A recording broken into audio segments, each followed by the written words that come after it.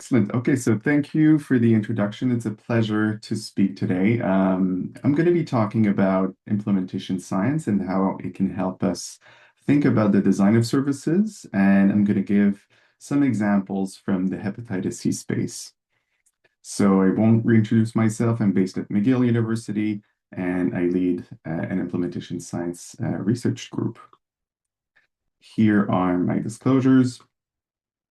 Some of the things I'd like to cover today. So explaining why implementation science is needed very briefly, and also define its core properties. I'm going to present also some practical tools and also a four-step workflow from problem analysis to measurement. And I am also going to use hepatitis C as a case and draw from some of the work we've been doing both in Canada and also in Australia around point-of-care testing for hepatitis C infection in community and correctional settings. A brief word on what I do at McGill University. So I lead the RISE Lab. It's a team of about 15 to 20 people. And I have leadership roles in both the Canadian Network on Hepatitis C and the Canadian HIV Trials Network. The work of the lab can be understood around three areas. The first one being applied implementation research to accelerate the uptake of evidence-based prevention, testing, and treatment interventions for STBBIs, including HIV. And the second area being the evidence synthesis stream. So systematic reviews of public health interventions primarily and their effects and cost effectiveness. And the third area is really advancing the methods and theories that we use in implementation science, primarily with an equity lens. So what is implementation science and why should you care?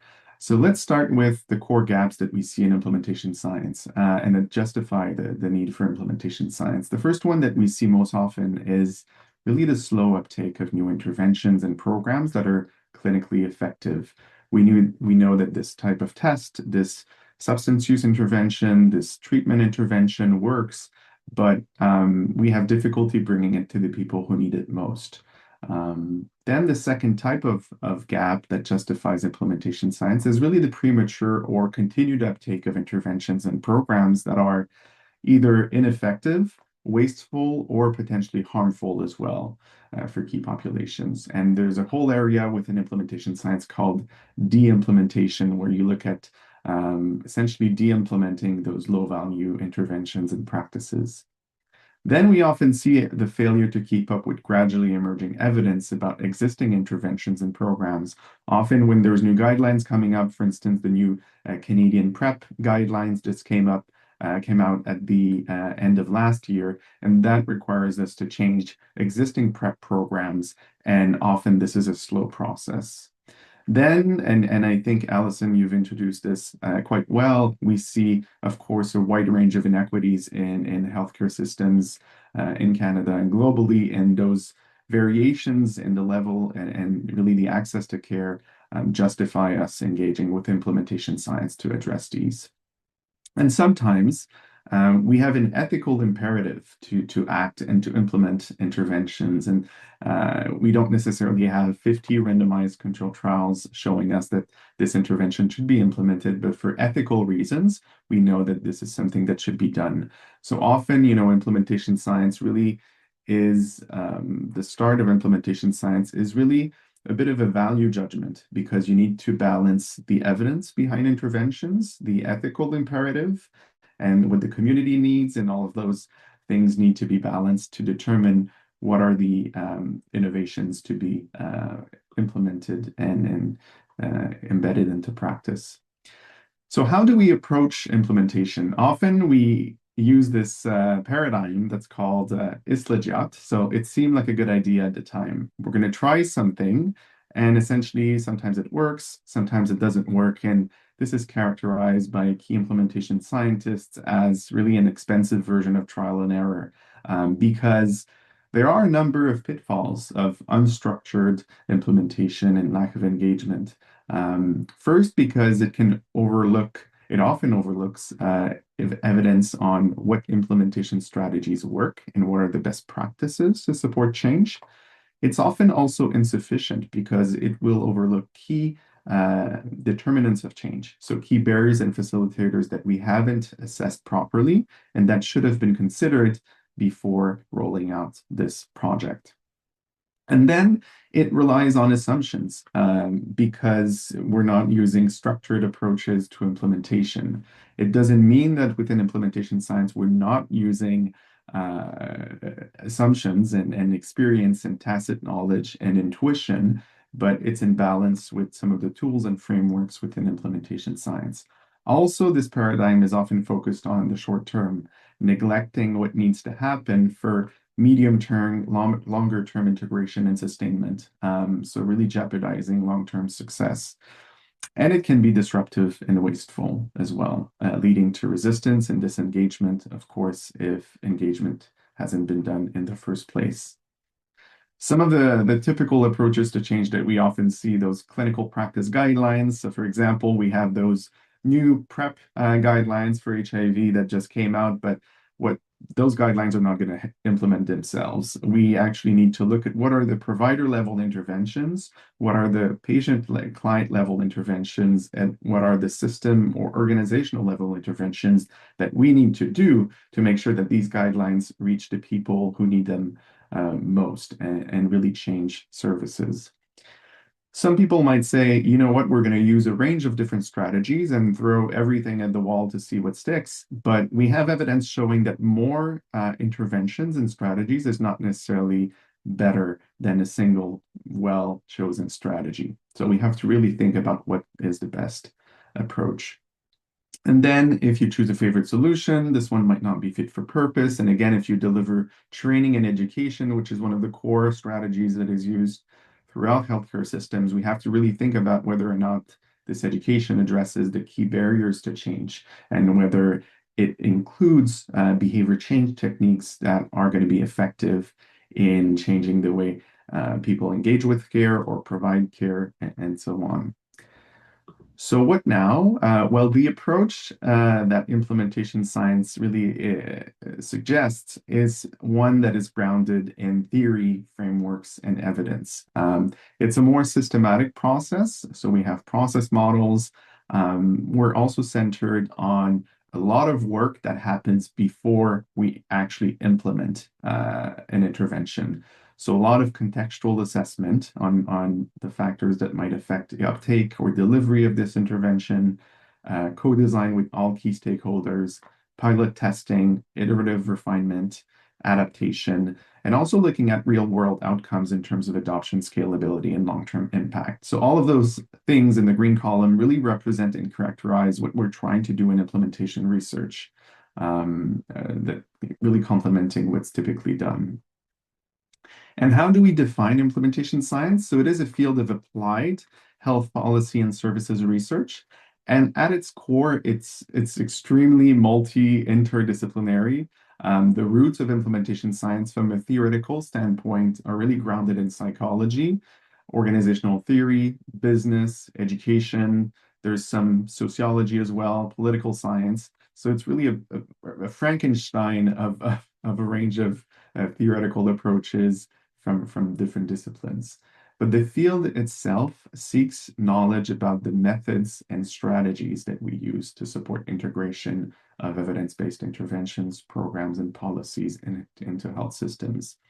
And we do have, after 2 decades now of research and implementation science, a range of different methods and tools that we can use to support how we look at barriers and facilitators and also select the most effective implementation strategies. So what is implementation practice research? Usually when we do clinical research, we're going to look at the effects of an evidence-based innovation on clinical, client level, individual level outcomes, right? So for example, the effect of PrEP for HIV on the incidence of HIV. So that would be a typical clinical trial, a typical clinical study.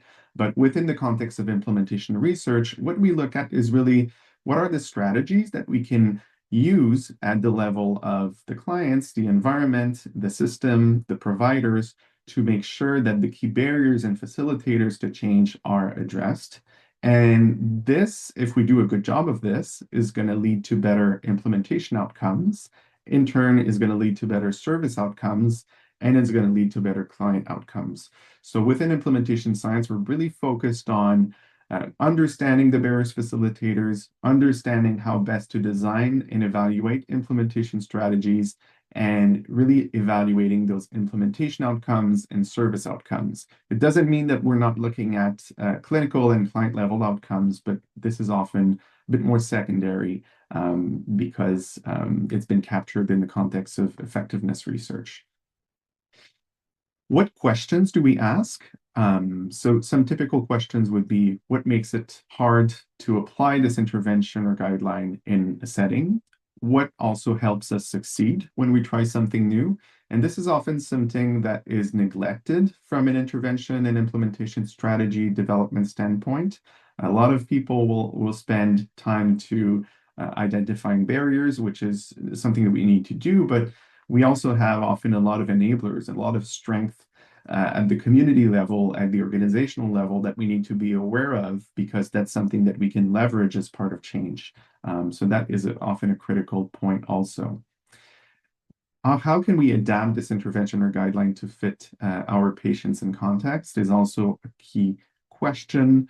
What implementation strategies are most likely to work in this setting, and how do we measure if it's really being used and making a difference? And all of those implementation outcomes come into play. We also, of course, within implementation science, have a range of theories, models, and frameworks. And really, those theories, models, and frameworks come from a range of disciplines, but if you want to understand how they're being used, you can conceptualize them as addressing four different purposes.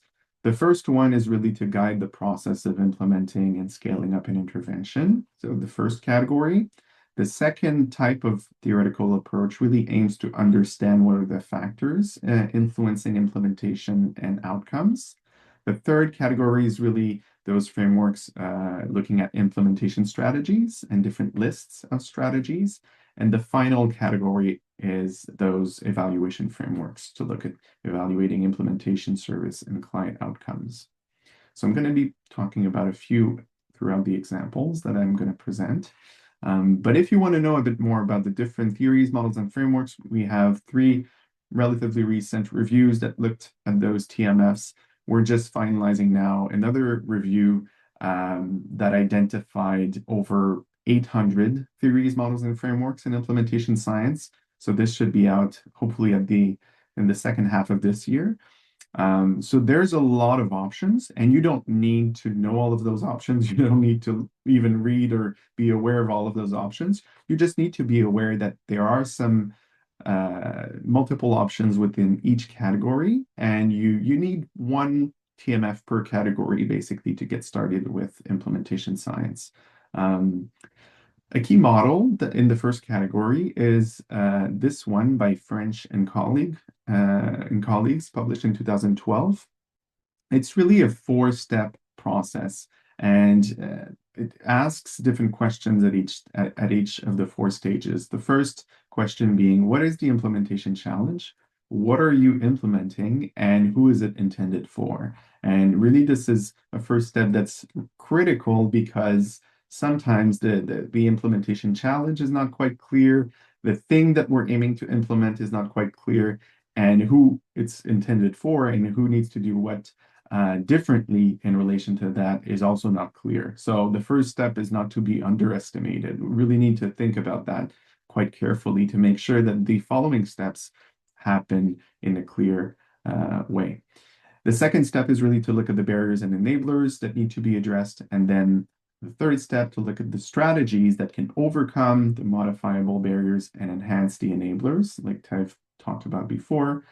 And then the fourth step is to look at how do we measure uptake. So pretty much all process models and implementation science are quite similar to this one. Some other process models have a bit more complexity, a few more steps, but it really all boils down to those four core steps.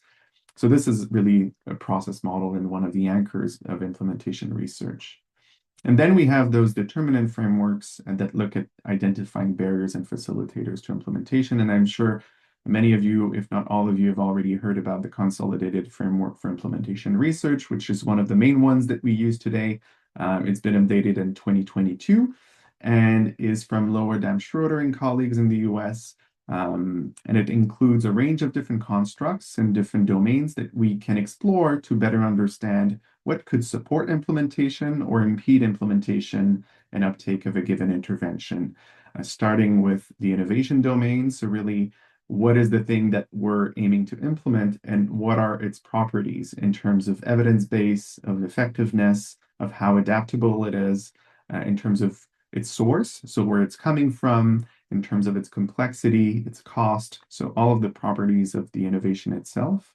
And then the outer setting is essentially the health system context. Inner setting is the organizational context. And then the individuals are the roles and the characteristics of the people that are involved in implementation.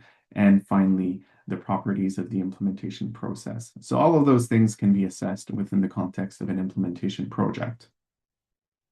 So now some examples of how we've been using implementation science and we're progressing the field from hepatitis C.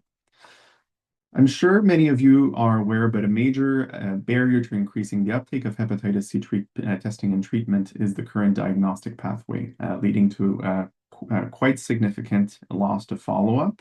There's a first visit that needs to happen for a first test, to test for antibodies, to look for exposure to the disease. And then we often need a second test to do an RNA test to confirm active infection, then another visit to receive diagnosis.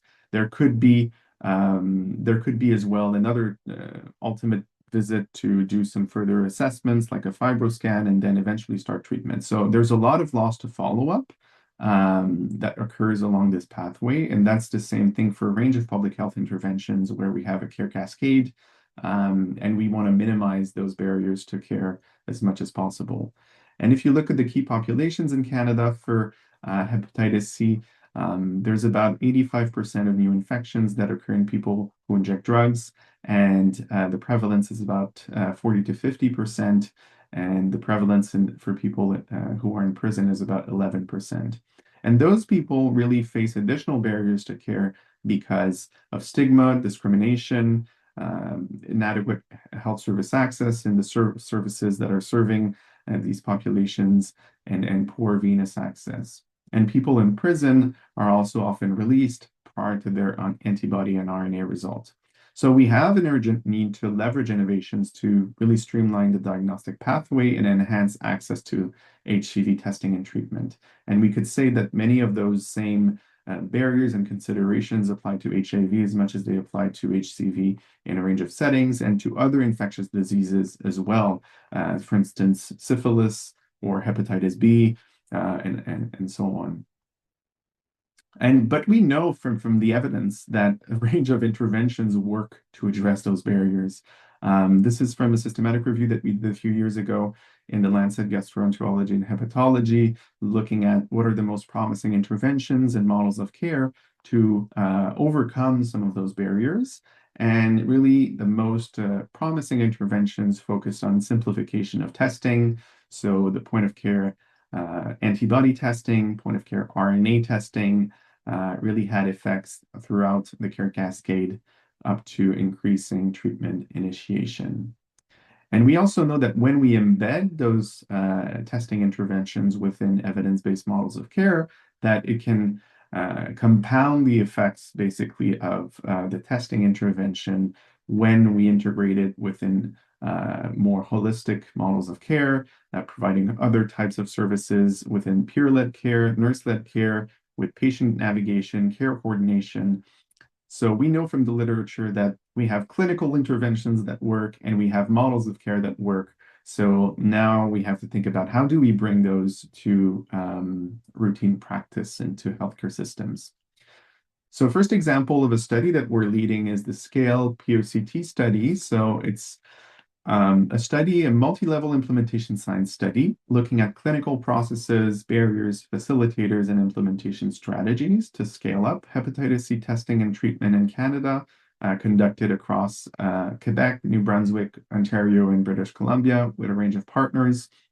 And we have different goals within this project. I'm going to talk a bit more about the first one. So really, how do we generate implementation evidence to inform the scale-up of point-of-care HCV testing and treatment in key settings in Canada? And this is a pre-implementation study.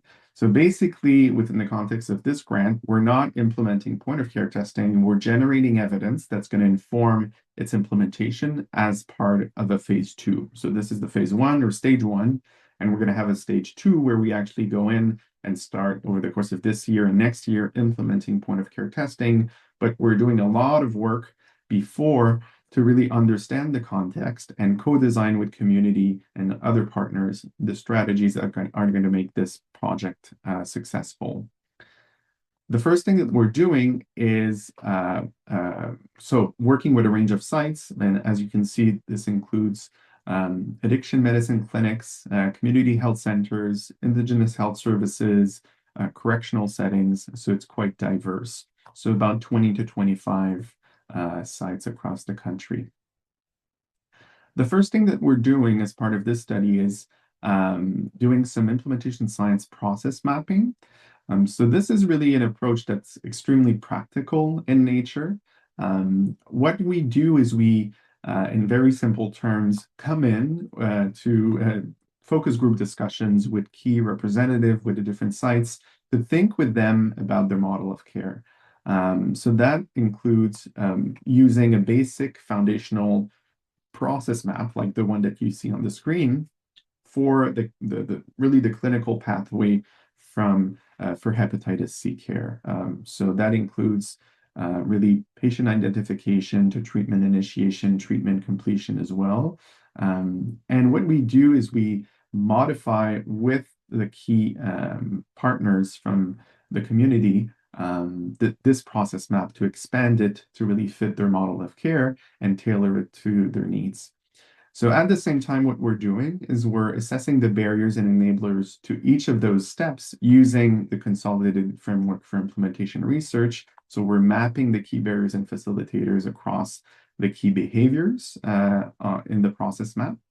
And what we do at the same time is we augment the process map with clinical audit data. So we do chart audits or EMR audits and map essentially how many people were antibody tested, RNA tested, linked to care, had the results disclosed, and came back for treatment. So where possible, we really enhance those process maps. And this is really a useful tool, both from a research standpoint to understand what's going on in a service, but also for the service itself as a way to actually use this data for improvement. And what we do is we then, after we've done the foundational process map about how things are at this time, we design an optimized process map with them about what things would look like if they're not doing point of care testing right now and they would like to do it, or if they're doing it but only with antibody testing and not RNA. So kind of design an optimal pathway, if I may say. And this stems from some of the work that we and some colleagues are doing in Australia, led by Natalie Taylor. There's a great paper on how to use mixed methods process mapping if you're ever interested in reading more about this methodology. And it's been published in the International Journal of Qualitative Methods last year, and it's quite practical as a resource. And then, some examples of process maps. I'm sorry because those are in French, but what's written is not super important.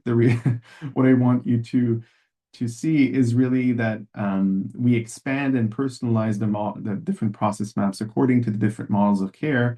And these can be more or less complex according to the number of people that are involved in a clinical process and also the number of decisions and really what happens in practice. And then we mapped on the side the different barriers and facilitators structured according to CFIR. So this is an example of how to use process mapping, and this can also be used to design implementation strategies. We're also finishing up a systematic review on the impact and of process mapping and implementation research and practice that should be coming out this year with additional methodological guidance about how you can use this in a range of different contexts. Another example I wanted to talk about today is the Australian Hepatitis C point-of-care testing program, which is really one of the leading point-of-care testing programs globally for hepatitis C. It's now implemented across 120 to 130 sites in Australia, and it's using a combination of the same tests that I've talked about before. So finger-stick antibody test and also finger-stick RNA tests for hepatitis C infection. And it's deployed across a number of testing locations that are linked to different sites in Australia, because a number of sites do outreach testing in communities. So going beyond the immediate site or service to go, of course, in other locations. So now it's up to 400, 500 testing locations this year. This is a bit older data on the uptake of the program, so from August 2025. So I can tell you now that they're nearing around 60,000 tests, and that now the point-of-care testing program represents approximately and leads to approximately 10 to 15% of all hepatitis C treatment in Australia, going up to 25% in Queensland, one of the states. So it's really a great, massive success. It's enabled additional outreach and in-reach within a range of services in Australia, has pretty good treatment uptake for key populations and really underserved populations in Australia. So what we wanted to do is to really learn about what's enabling success, where are sites or people struggling within the program, how can we strengthen the program, and how can we improve what doesn't work as well. So that was the context of this study that's led by Thomas Rudge, a PhD student that I co-supervise in Australia. And he did mixed methods, really process evaluation, leveraging different sources of data. So both all documentation related to the program. He coded 125 meetings pertaining to program coordination, rollout, and maintenance. He did interviews with 30 different interest holders across Australia to better understand what are the barriers and enablers to the implementation of the program and what could be improved as well in terms of how it works and the strategies.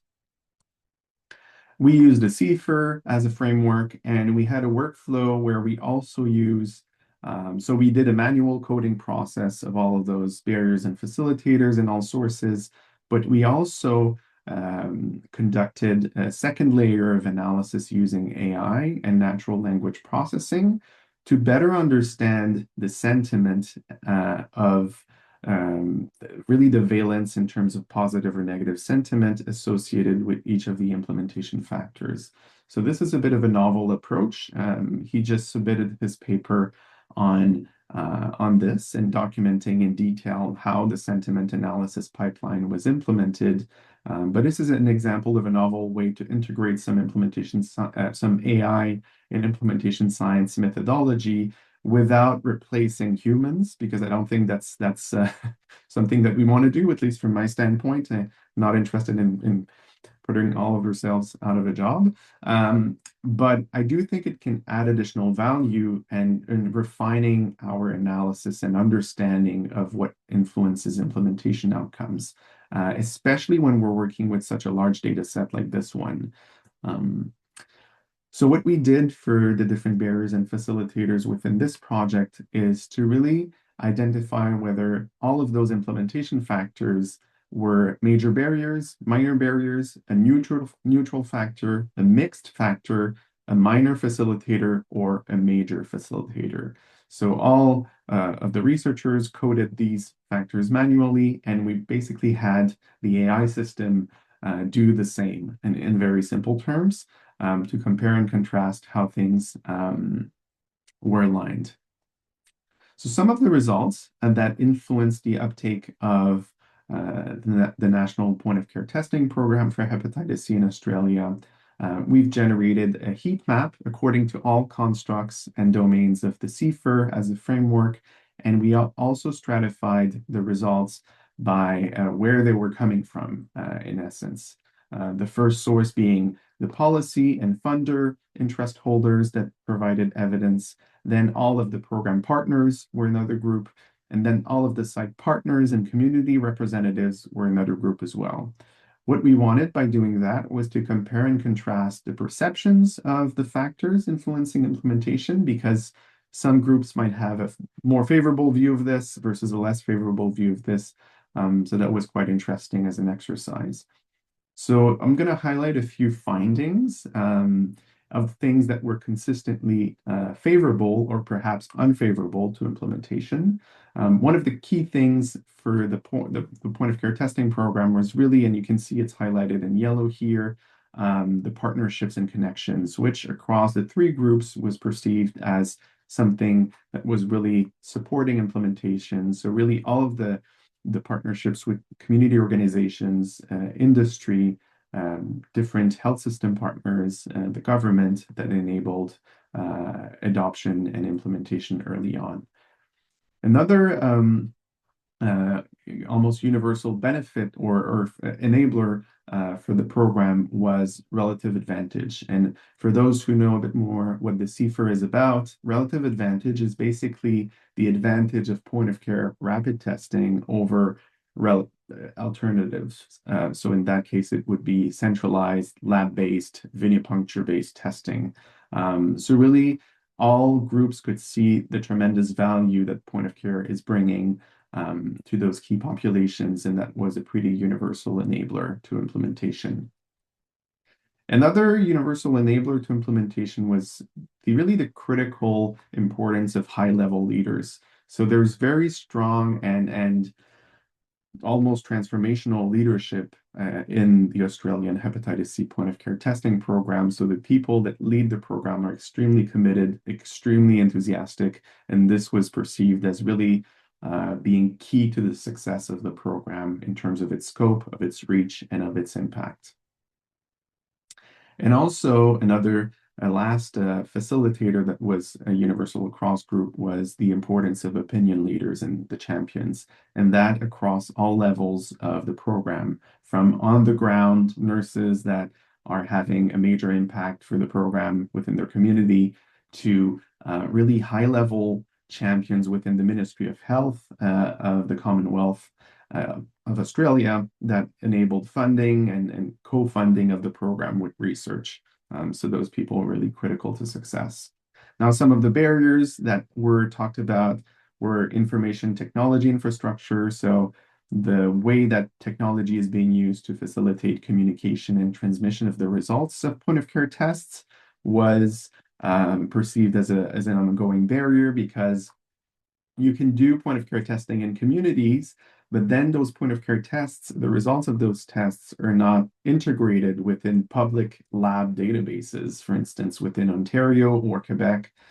So that was a major issue and is still an issue for Australia, but they've managed to continue implementation regardless of this and continue working on how do we partner with states in Australia to make sure that those results are integrated in public databases. Some other barriers were financing. So barriers, of course, around sustainment of the program from a funding standpoint. Local attitudes is another barrier and really related to persistent stigma around hepatitis C drug use, precluding a scale up of point of care testing in some services. So that was still emphasized as a barrier. And then we ranked what were the top implementation factors that were really affecting or being the most important factors to consider in the context of how to improve the program and how to resolve some of its issues. So I won't go into the detail of that, but I'm happy to share my slides and to share additional information if you would like to learn more. So some of the takeaways from that study is really that, and it was a multi-level qualitative process evaluation. And one of the takeaways is that really the success of the program was first enabled by strong perceived value of the innovation, a tremendous amount of partnerships and authentic partnerships, both with community and with government and other healthcare services. the principal investigator of the program, Jason Grubley, he tells me regularly that he went to all 128 sites to meet with everyone and kind of engage with people. So you can see the commitment behind the program. But movement from this program ambition to really routine local delivery is more and more constrained as time goes on. And sometimes you have enthusiasm at first that then is really constrained by structural and contextual barriers that are not to neglect that I've talked about briefly. And I think what's interesting to consider as well is that the barriers and enablers to implementation of the program were not evenly distributed across the stages of implementation. So the barriers and enablers for adoption and early implementation are quite different from those affecting integration and routine care over a number of months and also a sustainment of this intervention. And another takeaway is that some of the centralized implementation supports that were in place in the program, like education, quality assurance supports to make sure that the tests are performed well, appeared to be sufficient to stimulate early uptake of testing within the program, but not always enough to secure routinization in key settings where there was weak local infrastructure, staffing challenges, and also a range of challenges around workflow fit. If you want to learn a bit more about implementation science, but also hepatitis C, so there's this piece that we published in Lancet GastroHep last year. It's a very brief paper, but it highlights a number of ways that we can think about the use of implementation science, generally speaking, but also within hepatitis C. And we discuss a number of use cases in that paper. So to conclude, implementation science really provides a knowledge base and structured approaches to overcome barriers by identifying what works, why, for whom, and under what conditions. We must treat delivery as a design problem. So when we want to embed a new intervention in routine care, it's not only to say we're implementing this intervention, it's really how do we redesign the service to accommodate and integrate this intervention with partners. So shifting from purely looking at the intervention itself to the service in itself. And I think process mapping, like I've presented, is a really good tool to do that with key partners. And I've presented a number of frameworks that we can use to map those factors influencing implementation. We have to move more and more towards pragmatic evaluations. I haven't talked about that a lot or at all within the context of this talk, but there's a lot of novel study designs that are coming in quite recently. And really we have to, I think one of the lessons from the national program in Australia is that we have to plan for scale and long-term use of these interventions, and that we need to build infrastructure, workforce, financing, all of those things need to be considered at first, support evaluation, and then also give teams very practical tools for them to use. So thank you for listening to me for about 40 minutes. And if there are any questions, I'd be happy to have a discussion. And thank you for Jason for the slides and to the two study teams.